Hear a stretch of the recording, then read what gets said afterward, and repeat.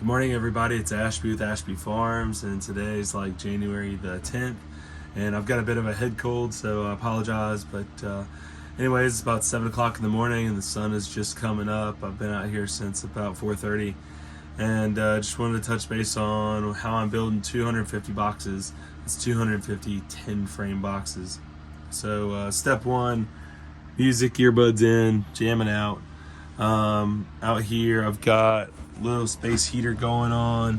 It's like 30 degrees out this morning, so I put my little tarp up in here to just kind of section off this little room in the barn, and that allows me to, I don't know, to get up to about 40 or so in here. But I just kind of want to talk about what's the most efficient way to build them fast. So Corey and I spent the last 5 days, and I say last 5 days, it took us a total of 5 days. So these boards are 16 foot in length. They are a true 1-inch board instead of a 7/8 or a 3/4. So that may help if your dimensions are a little off or you're building them at the house. I'm going to show you my dimensions, but from here to here is 20 1/4 inches. And so we've cut, like I said, I'm making 250 boxes. That means we got 500 of these boards. Those are your sides, and we've got 500 end boards. So we first cut 500 to length. That's 20 1/4, and then we cut 500 of these, which is 15 1/8.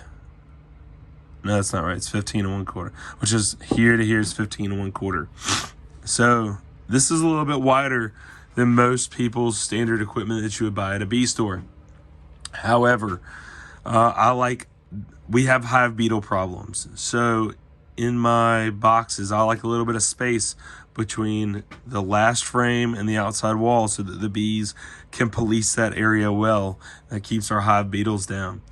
So to make 500 of these is pretty easy. You just cut them to length, and then you run up across the table saw and cut them to width. Our total stacked height is 9 5/8 inches. The reason that I cut 9 5/8, I'll show you. Stand this up here, hopefully. Let's just do it like this. All right. So here's our frame.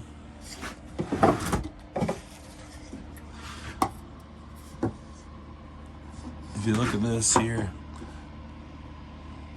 that leaves a 3/8 gap up top, which the bees can then, that's considered bee space. Same down low. It leaves you a 3/8 gap at the bottom. That's considered bee space. And that way the bees can crawl around. So these pieces right here, they're really easy to cut. This piece right here requires 4 cuts. That's your first cut to length on the chop saw, second one on the table saw. Then on the chop saw, I run 2 5/8 cuts, and you can see where the blade goes. So your first cut on the chop saw, or on the, I'm talking table saw, you run it across like this, then you turn it right around and you run it across like this, and that cuts out your frame rest. The 5th cut we've got is the handles. The handles are stacked up dado blades.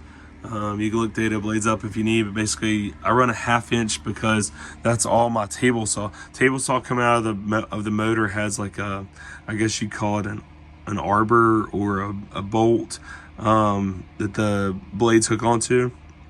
And due to the length, I can only get 4 blades safely on mine, which creates then a 1/2 inch handle deep. I run it 5/8 of an inch deep, and there's 2 inches between the top and this edge right here. Now, that allows me to get my fingers in there nice. I can pick it up, even if there's a lid on top, I can grab the whole box while we're beekeeping. So that works out really well. So for instance, these pieces here require so many more cuts than the outside pieces. So we go ahead and cut these just to get them out of the way, get them in the barn. we go through and we make the same cut. So we cut them all to length. Then we cut them 500 pieces, all on the table saw to width, which was technically the height. Then we cut 1,000 cuts, which is 500 pieces times 2 cuts to cut the notch out. Then we go and we cut 500 dado bladed handles in all of them. This morning, what I'm doing, actually, let's go over here. I run Deck King 10 by 3 inch. It's got a tapered head on it, so we need to use a countersink. And when you do, it creates a countersunk hole there.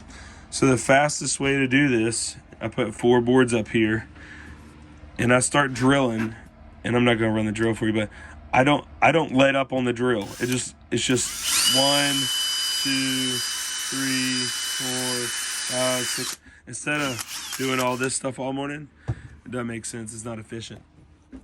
I'm all about efficiency and doing things the fastest you can. So I'm gonna go through this morning and I'm gonna drill. You know, basically it's 6 holes per piece times 500 pieces. That's 3,000 holes I'm gonna drill this morning.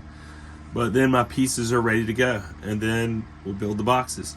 So the fastest and quickest way, because like my first time I ever did this, I built 3 boxes, and then I was like, built 3, I can build 13. And then the next time I was like, I'm gonna build 50. And the next time I was like, all right, 100 is all I can handle. Not anymore. Now it's like, I'm gonna build 250 boxes at a time. So you cut all your pieces. So you may spend like literally an 8-hour day cutting these frame rests. I mean, that's how long it took me. We cut in one day 1,000 pieces on the chop saw just to length, stacked them up. It took a whole another day just to cut them to width, and that's 2 of us working. That's Corey just basically like moving them. We stack them all up. I mean, she keeps them on a table. I take them across the saw, put them right back on the table in another stack, and then she'll stack them again. So it's just constantly moving stacks. Here's our stack of 500 there. So in order to be the most efficient way of building these boxes, it's just do the same step. So determine how much equipment you need to build, do the same step constantly. So then I'll build boxes. Like I'm off the next 5 or 6 days. So we'll build boxes until the 250 are built. And then we'll just stack those in the top of the barn here. And then come spring, whenever it's warm enough, we'll wax dip them all at the same time. And so it's just a matter of doing the same task, which is kind of boring. I mean, it's not made for everybody. I really don't mind. I've just found that's the most efficient use of my time. So I hope you got a little something out of this. We'll be bringing you more videos.